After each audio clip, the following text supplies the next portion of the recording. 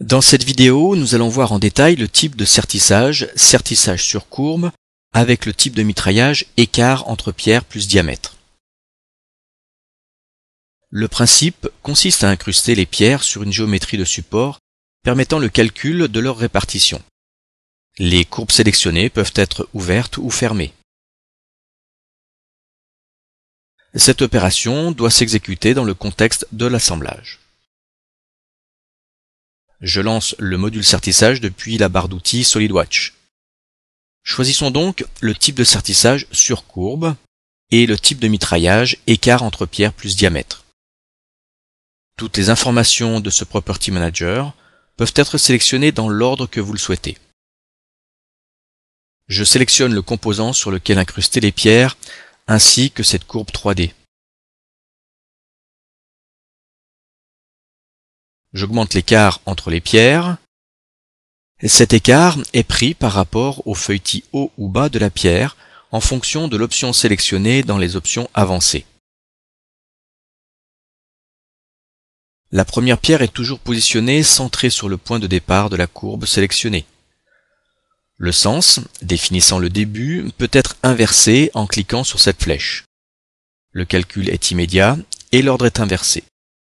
En effet, pour ce type de mitraillage, la dernière pierre est positionnée à une certaine distance de l'extrémité de fin. Cette valeur calculée est affichée pour mémoire ici. Généralement, la répartition des pierres est demandée sur toute la longueur de la géométrie sélectionnée. On peut néanmoins demander de les répartir sur une portion fixe de la courbe.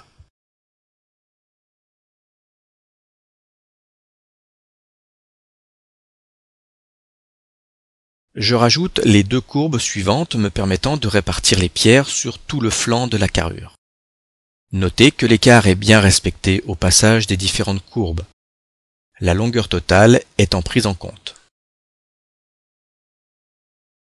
Petit rappel SolidWorks, afin d'éviter de sélectionner plusieurs courbes, vous pouvez utiliser la fonction Ajuster la spline afin de chaîner les entités.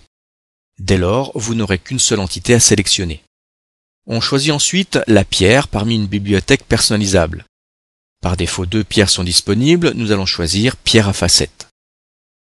Le preview permet de se faire rapidement une idée du résultat final. Le changement de paramètre est très rapide, par exemple si je modifie le diamètre de pierre. Pour info, le nombre de pierres calculées est visible ici. Voyant que la première pierre se situe à moitié dans le vide, on peut régler les conditions de positionnement par rapport au début et à la fin de la courbe. Je vais donc positionner la première pierre à 1 mm du début. La valeur de la position de la dernière pierre est recalculée pour info. Je valide le sertissage par courbe. Nous retrouvons la fonction sertissage ou macro-feature dans l'arbre de construction de l'assemblage ainsi que le dossier comportant les pierres insérées. Notez le nom de ce composant dupliqué, nom, diamètre, matière. La macro-feature créée peut être éditée afin de modifier quelques paramètres tels que modifier la matière de la pierre en la sélectionnant dans une liste pré-renseignée. Modifier la taille de la pierre.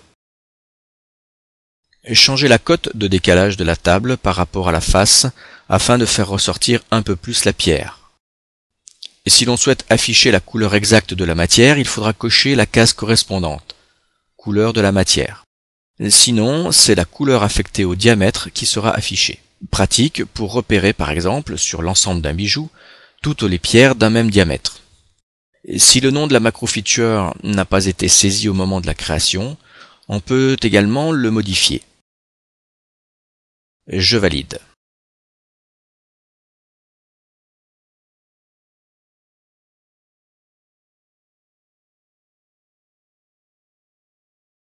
Si l'on ouvre le composant carrure, on retrouve les usinages des logements des pierres sous la forme d'une fonction non éditable.